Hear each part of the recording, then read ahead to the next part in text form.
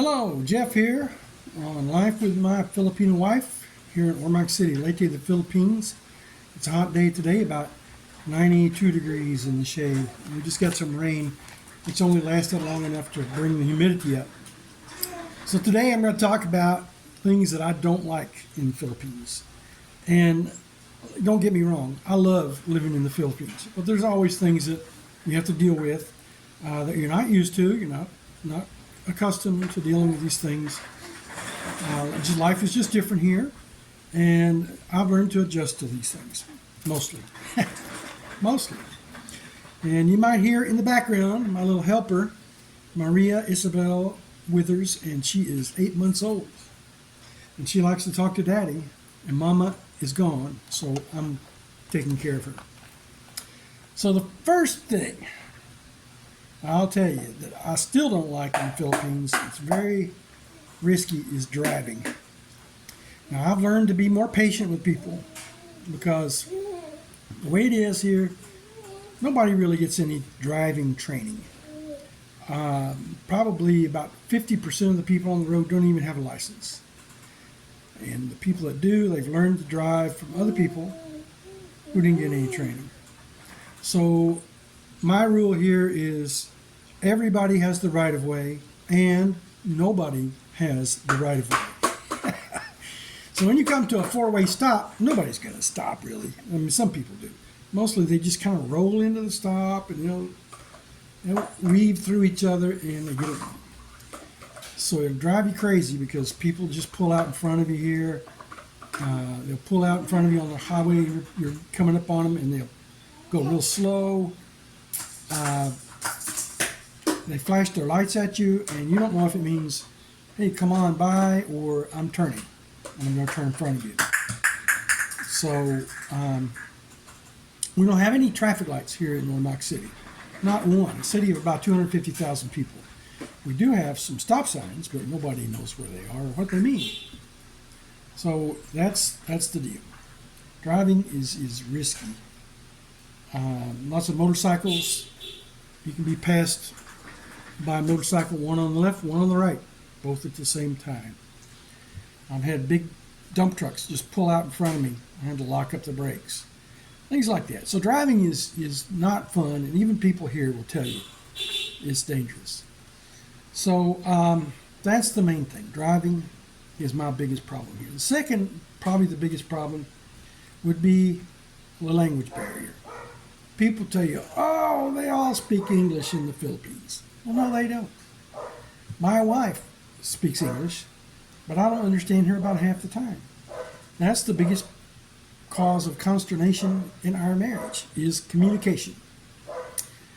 So I have to remember that she doesn't speak English well, and for the same reason that I don't understand when people speak Bisaya to me, because they speak so fast.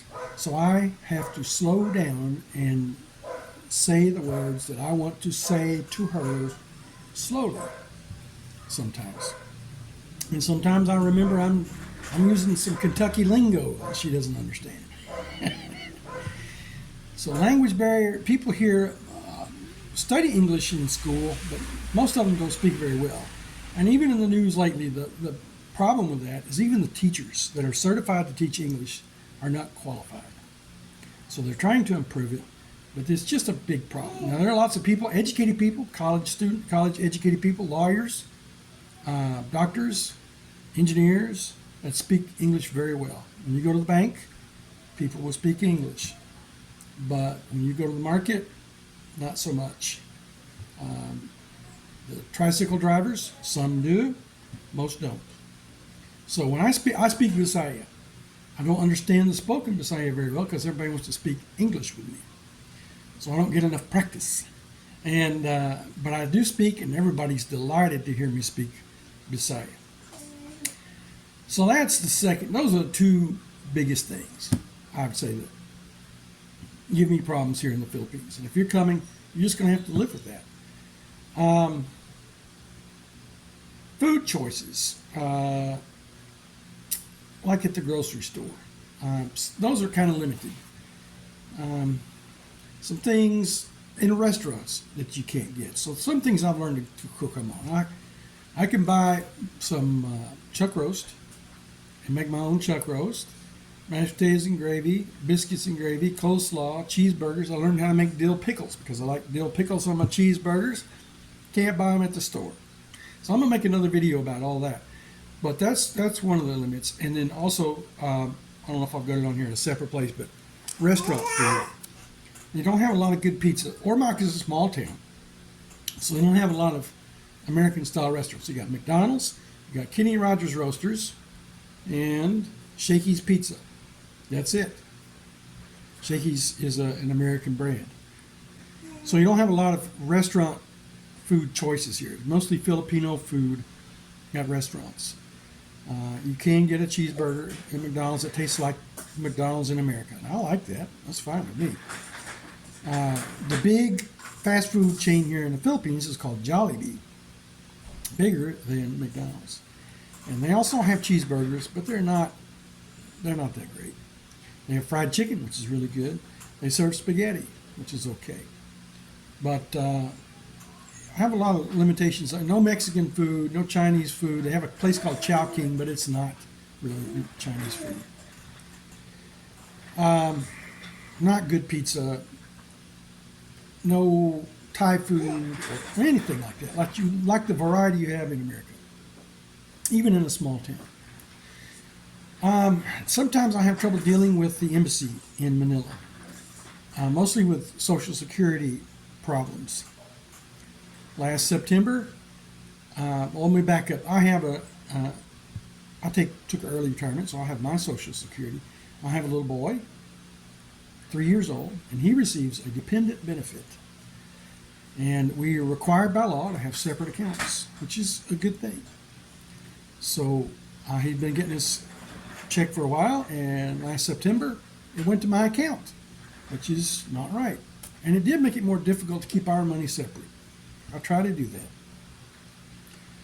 And what it was is Social Security, my computer just decided to send it to my account.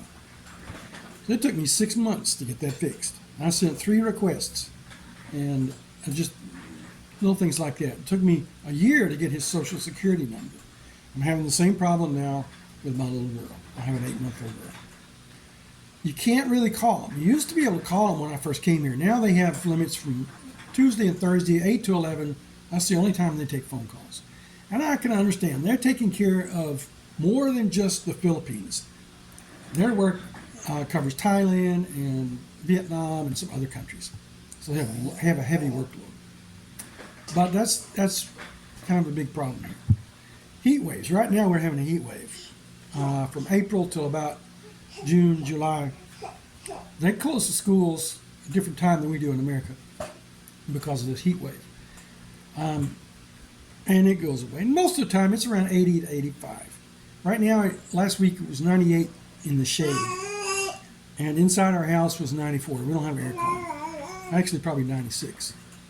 We have aircon in the bedroom. We started using that recently. When my baby was born here, a little girl, we quit using it for a while because we thought it was bothering her. Now we turned it back on. She's old. Dogs barking. I have a neighbor, and his dogs bark at all hours of the day and night for no reason. There's just another dog running down the street, and they go on for 5-10 minutes. It's not just, and that's a problem. Smaller villages, even worse. You got a lot of street dogs here. Dog poop everywhere, rat poop, rat pee, cat poop, cats fighting in the street. Beggars here in the Philippines can be annoying. At first, when I first came here, I could see them and I thought, oh my gosh, let me give them some money. And I found out that they are part of a group called the Bajau. So they bring their kids out with them. And their kids will be wearing tattered clothes, and their feet and legs and hands and face and hair are all dirty. And they just look pitiful. And then one day it hit me. I said, you know what? I don't know any Filipina that would let their kid run around dirty like that. Especially, now I was downtown at a bank, an ATM, and they line up around at the ATMs. And just down the street, 50 feet away, there was a public water well. And people go there to get bathing water and cooking water and stuff like that. It's an artesian well, I think. And what would it take for them to take their kids down there and wash them up? So that's when I realized this is all an act. We have people come to our gate. We used to have one girl came around at least once a week, and finally I figured her out. At Christmas time, they go around and do a thing called Pasco. Pasco means Christmas. And they'll come around in groups and sing at the gate. And then they expect you to give them money. And they'll say, "Advance Merry Christmas, advance Merry Christmas." And then if you don't come out and give me money, they'll say it louder and louder. And finally, they'll go away. But that's a problem sometimes. The smells around the Philippines. Now, I love to go to my wife's village, and you can smell the Downy fabric softener. All the ladies are outside washing at the well or somewhere, and it floats through the air. It smells really good. But you also have open sewers here that smell bad. No water at night. Our water gets turned off from 2 a.m. to 4 a.m. just about every night. And sometimes during the day. Yesterday, I think it went out for a while. Now, I asked them why they do that. And they said, well, they have to fill the water tank. I don't understand that. Brownouts. So, a brownout is when the electricity goes out. In my neighborhood here, it's not too bad. We have a brownout and might last for 2 or 3 minutes. In the smaller, more rural areas, I think you'll have more problems with longer lasting brownouts. We do have some scheduled brownouts, and the electric company will send out a notice on Facebook, and they'll tell us it's going to be out on Saturday from 6 a.m. to 6 p.m. And so we make plans for that, and that's okay. I can understand that. I've got a little generator. We lost electricity during a typhoon called Typhoon Tino. So I went out, and I knew it was going to be a big one, and that we would lose power. So I went out and bought a little 1,200 watt generator, not very big, and that runs some electric fans in my refrigerator, and that's it. That's all we ran with it. We didn't bother with our TV because there was no cable. Cable went out. So we had just the basics. And if there's a scheduled brownout for all those, for all day, I could use it for that. But it's kind of loud. I don't like listening to it. My wife complains. So those are just a few of the things, if you come to the Philippines to live, that you're going to have to learn to adjust to. There's more. And I could go on and on about it. But I don't want to sound like I'm crying and moaning about the Philippines, because it really is a great place. People are great. Even with some of these problems, it's just an adjustment. Why would I expect everything to be the same as it is in America? Why would a Filipino move to America and expect everything to be the same there? Or to Germany, or anywhere in the world? So you always find something you can fuss about if you move to another country. But overall, I really love living here. I have a great life. I have a great life in the Philippines. I hope you like this video. Please like and subscribe, and we'll see you later.